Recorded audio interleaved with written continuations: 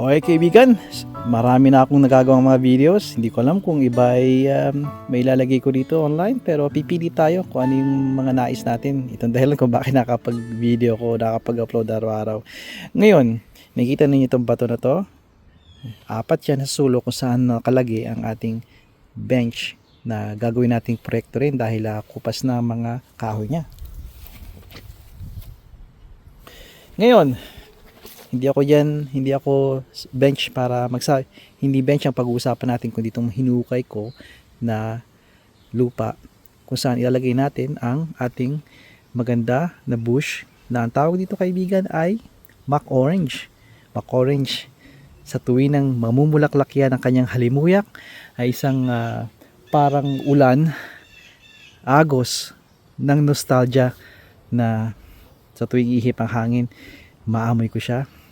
Man, alam nyo, kulay niya puti at ang halimuyak niya ay parang sa ating jasmine o hasmin o kilalang sampagita.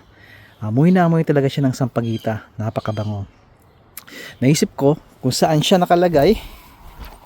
Dito, binurot ko at ilalagay nga natin itong ating bench dito kung saan madalas akong makipag-usap at magkwento sa inyo. Ilalagay ko siya sa likod lang ng bench. Diba?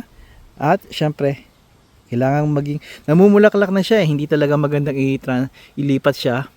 Pero hindi ko na ako makapaghintay. Kaya ang gagawin ko, susuportahan ko ang kanyang ugat ng compost dahil mayaman tayo sa compost. Isang compost, isang pala puno ng compost ang ilalagay ko diyan.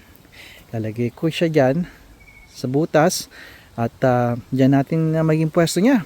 Lalagyan natin ng bagong tabunan natin ng lupa, lalagyan natin ng tubig. Merong hose tayo dito. Alright. Para naman kahit tingin nyo, mainit na. Pero sa loob niyan, masaya sila dahil puno ng nutrisyon.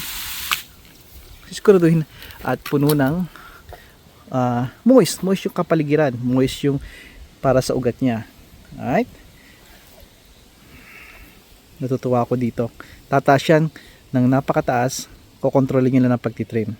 Okay, kaya gusto lang i-share to sa inyo at ayokong humaba pa ang video na to.